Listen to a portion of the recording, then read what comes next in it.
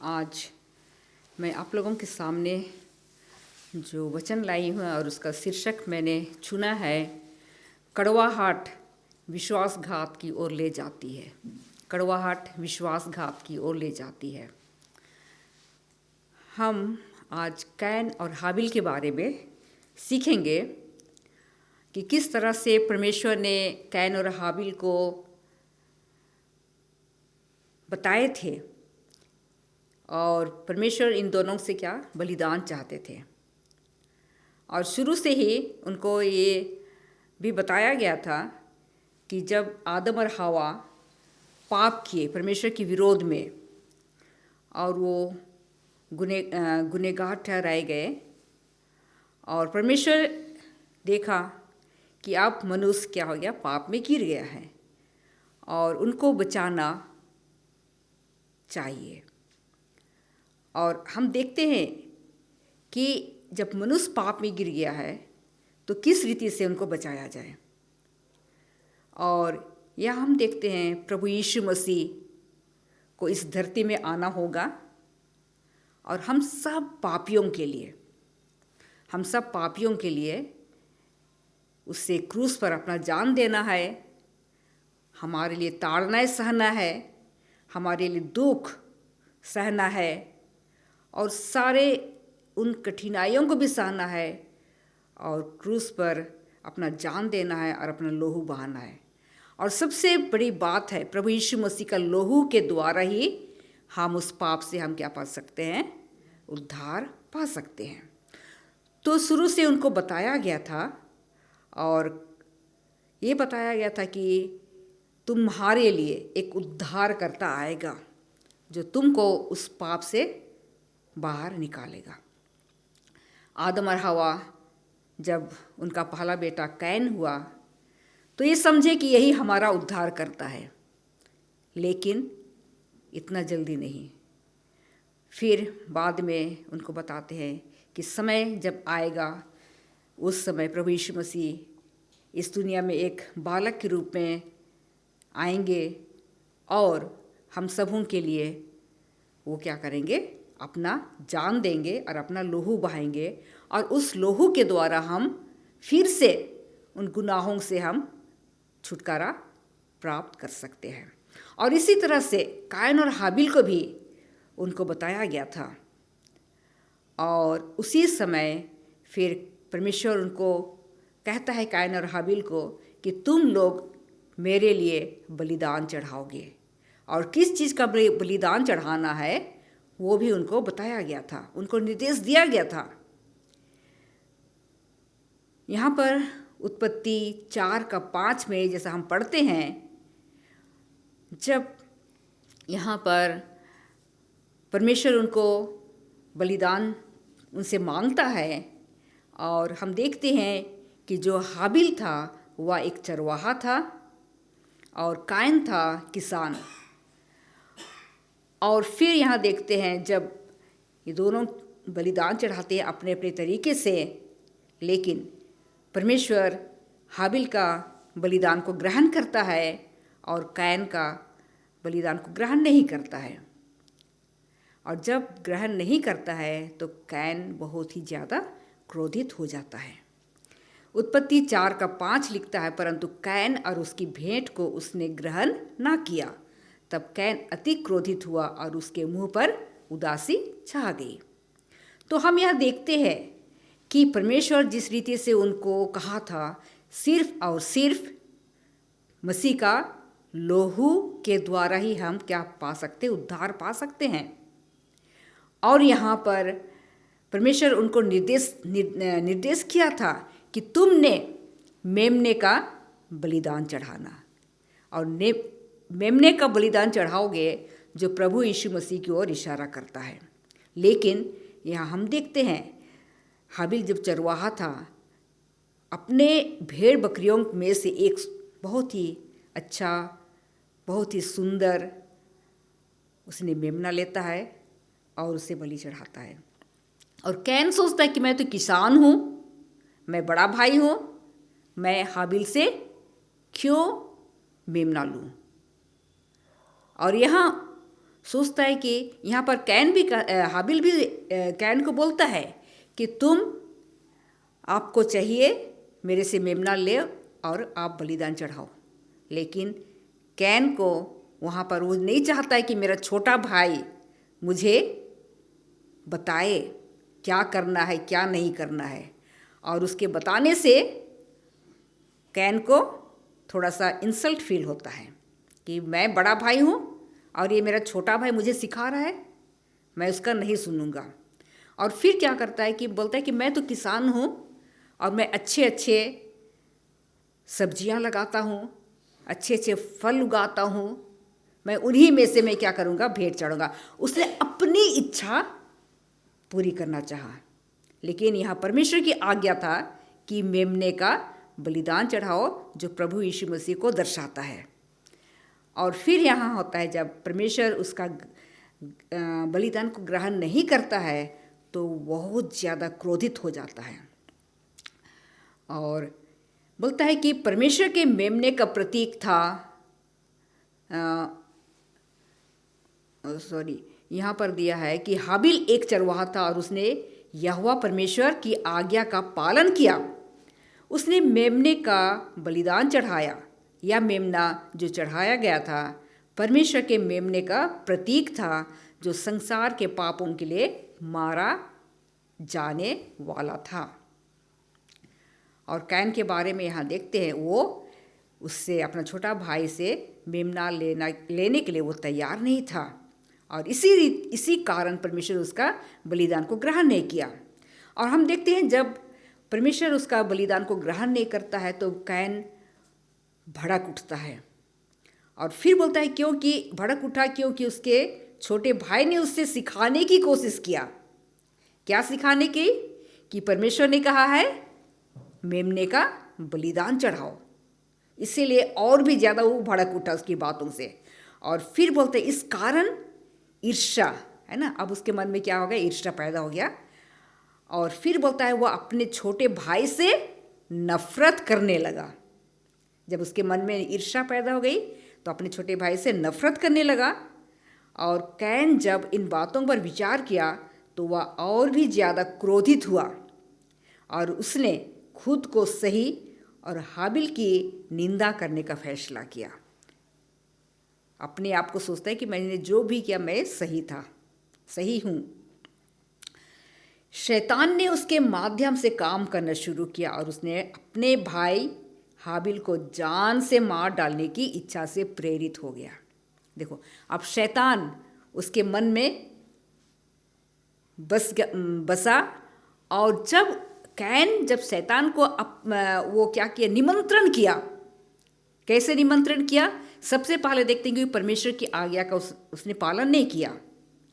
फिर जब हाबिल छोटा भाई जब उसने कहा तो उस समय उसके प्रति उसके मन में नफरत पैदा हो गई। तो शैतान यहाँ क्या कर रहा है, कैन के मन में काम कर रहा है और इतना नफरत पैदा हो गया। अब वो क्या सोच रहा है कि अब मैं अपना छोटा भाई को जान से मार डालूंगा। तो कहता है कैन और हाबिल द्वारा प्रतिनिधित्व किए गए दो पक्ष, है ना, अब दो पक्ष हो गए, इस पृथ्वी के इतिहास के अंत तक बने रहेंगे। भलाई करने वाला और आज्ञाकारी, जो आज्ञाकारी लोग होंगे, बोलते परमेश्वर की व्यवस्था का उल्लंघन करने वाले के विरोध नहीं लड़ता, लेकिन जो लोग परमेश्वर की पवित्र व्यवस्था का आदर नहीं करते वे दूसरे लोगों पर अत्याचार करते और उन्हें सताते हैं। तो यहाँ हम देखते हैं जो परमेश्वर को नहीं मानते, उसकी आज्ञाओं को नहीं मानते, पवित्र व्यवस्था का आदर नहीं करते, ये लोग क्या करते हैं, उन लोगों पर अत्याचार करते हैं जो मसीह को मानते हैं, जीवित परमेश्वर को मानते हैं। और इस रीति से वो क्या करते हैं, इन लोगों को सताते भी हैं। वह भावना जो लोगों पर दोष लगाने, निंदा करने, कैद में डालने और मौत के घाट उतारने के लिए प्रेरित करती हैं, आज ये हमारे संसार में बढ़ गई है। तो आज हम दुनिया में देख सकते हैं और आज की जो परिस्थिति है, आप में से हर कोई जानते हैं कि मसीही लोगों से कितना नफरत किया जा रहा है। हाबिल की भेंट मसीह के बलिदान का प्रतीक था। परमेश्वर के लोगों के कार्य में हमेशा परीक्षा और परीक्षा का समय होता है। जो मसीह के साथ, परमेश्वर के साथ विश्वासता के साथ चलते हैं, उनके जीवन में बहुत सारी परीक्षाएं आती हैं और उनका सामना करना पड़ता है। परमेश्वर अपने कार्यों को प्रकट करेंगे और अपने गुणों को उन नम्र लोगों को प्रदान करेंगे जो उससे खोज रहे हैं, जो परमेश्वर को ढूंढ रहे हैं। उन लोगों पर परमेश्वर अपना दया दिखाएंगे। शैतान भी अपने कामों को प्रकट करेगा और हर उन लोगों को जिनकी वह परीक्षा करेगा, वह अपने गुणों से परिपूर्ण करेगा। यहाँ देखो, दो पक्ष हमने देखा दुनिया में।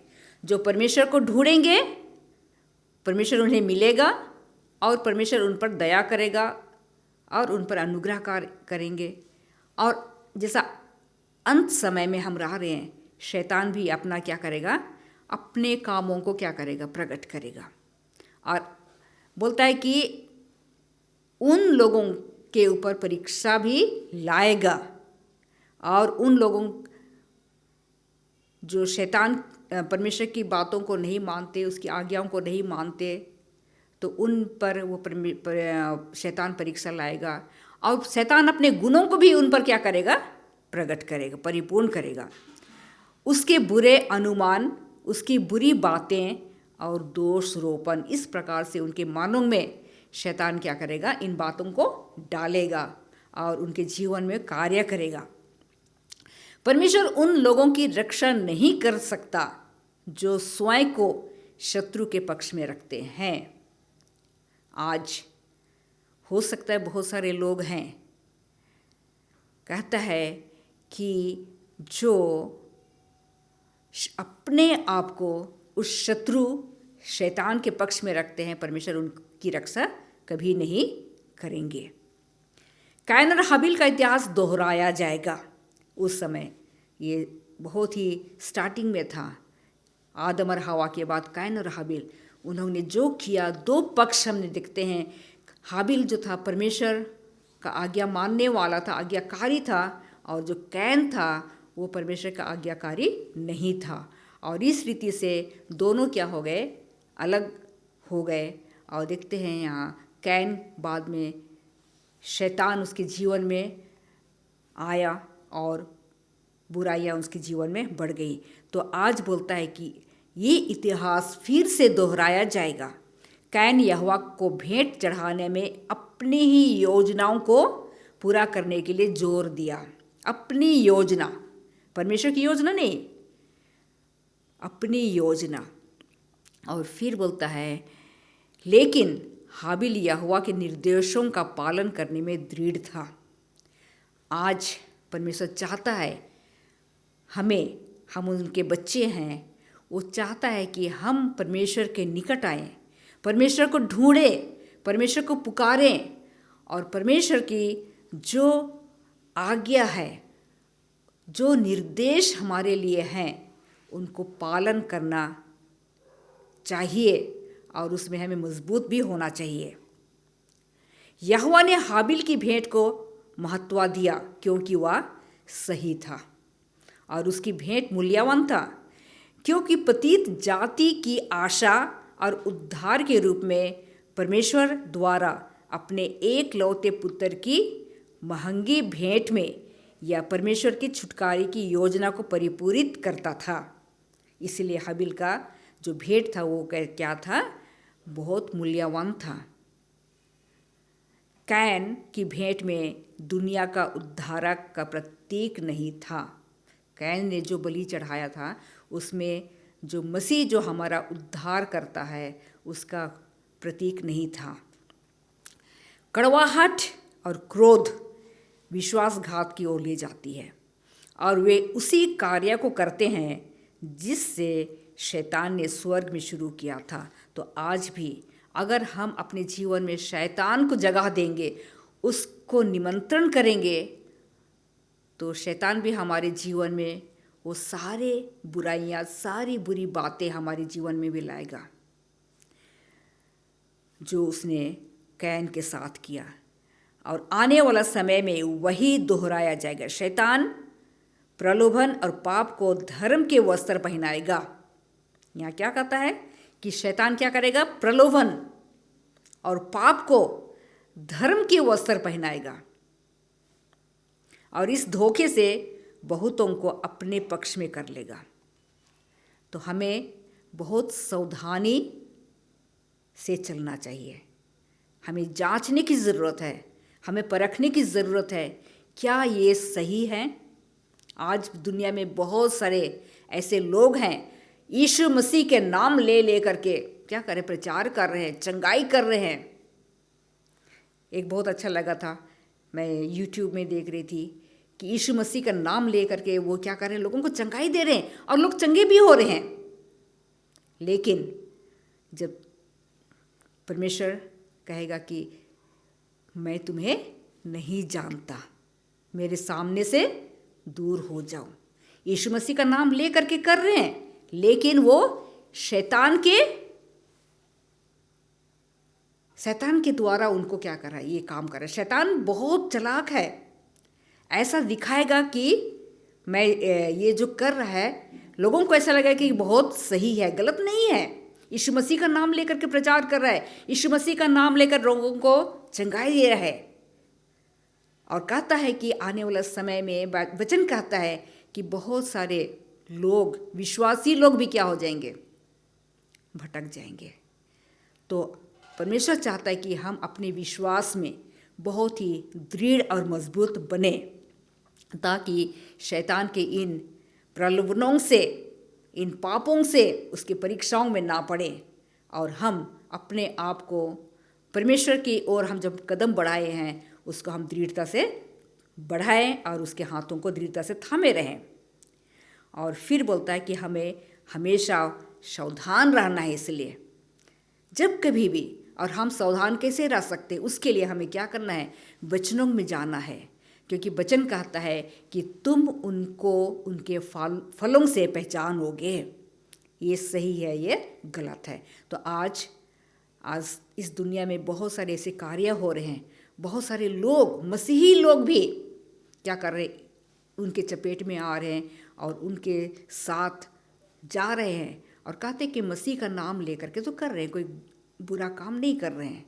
लेकिन क्या सही है, क्या गलत है? वचन कहता है कि तुम उनके फलों से उनको पहचानोगे। तो हम अपने जीवन को उसके हाथों में समर्पित करें।